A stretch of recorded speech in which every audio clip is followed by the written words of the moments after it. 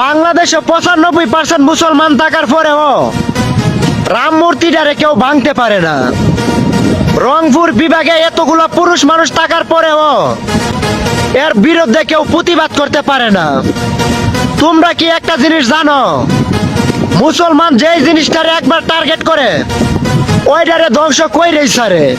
ইন্ডিয়ার হিন্দুগুলা ইন্ডিয়ার মুসলমান ভাইদেরকে আগুন দিয়ে পুড়িয়ে মারছে। আমরাও বাংলাদেশের মুসলমান, রাম মূর্তি ভাঙার সময় যে হিন্দু বাধা দিবে তাকেও আগুন দিয়ে পুড়িয়ে মারা হবে। যদি রাখে রাম কি করবো তোর দাঁড়িয়ে মুসলমান। আর তোরা যদি সেই মুদ্রাকে জোর জোরে ভাঙারও চেষ্টা করিস, এটা মাথায় রেখে দিস, সেদিন সুনামি নিশ্চিত।